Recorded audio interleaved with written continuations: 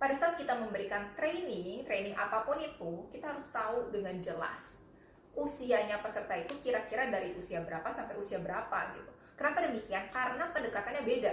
Kalau misalnya usianya itu anak-anak gitu ya, pesertanya anak-anak, maka paling penting adalah kalau kita itu suka sama anak-anak. Karena anak-anak itu bisa tahu gitu, yang lagi ngomong ini suka nggak sih sama anak-anak, yang lagi bicara ini suka nggak sama anak-anak. Nah, kalau kita memberikan training kepada anak-anak tapi kitanya itu biasa aja gitu ya sama anak-anak, nggak suka-suka gimana gitu sama anak-anak, ya susah gitu loh berhasilnya gitu. Trainingnya itu susah untuk diaplikasikan dalam hidupnya anak-anak karena ya kitanya biasa aja kan sama anak-anak. Tapi kalau kitanya memang suka gitu ya sama anak-anak, kita gemes gitu sama anak-anak, pengen main sama anak-anak, pasti anak-anak tuh seneng kalau diajarin sama kita gitu. Nah, jadi sebelum kita kasih training, kita harus tahu nih usianya usia berapa gitu. Kalau usia anak-anak, berarti kita harus suka sama anak-anak gitu, karena kunci keberhasilannya ada di situ.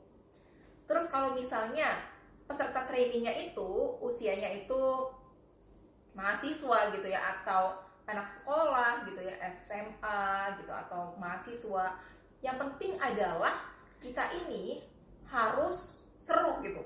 Jadi sebagai pembicara kita harus seru. Misalnya kita tahu nama guru sekolahnya siapa gitu ya, kita tahu guru yang difavoritinnya siapa sih di sekolah itu, terus guru yang terkenal killer siapa, bisa juga kita sebut namanya. Nanti pasti para pesertanya itu ya, para murid-murid bakal ngerasa dekat sama kita, jadi nggak ngerasa asing gitu, dan ngerasa kita tuh seru orangnya. Terus bisa kita selipkan humor-humor gitu. Tapi kalau kita emang nggak humoris ya nggak usah kebanyakan humornya, nanti garing gitu kan. Nah, terus kalau misalnya pesertanya itu sudah berumur gitu ya, sudah berumur, maka yang penting adalah kita harus sopan, kita harus benar-benar sangat respect gitu, panggil bapak ibu kan, karena jauh lebih berumur daripada kita gitu ya, atau posisinya jabatannya itu jauh lebih tinggi dari kita, kita bisa sebut bapak ibu supaya kita kesannya sopan gitu ya. Terus juga jangan terlalu banyak nada tinggi gitu, memang tetap perlu ada intonasi nada, karena kalau enggak monoton ya orang tidur gitu kan.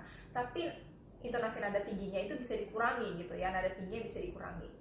Terus kalau misalnya pesertanya itu usia ya 20-an lah ya, 20 tahunan gitu ya, 30 tahunan, 40 tahunan. Nah, yang bisa kita lakukan adalah kita pastikan memberikan materi yang daging, yang wagyu gitu, yang berisi. Karena yang dicari pesertanya adalah materinya, adalah isinya gitu.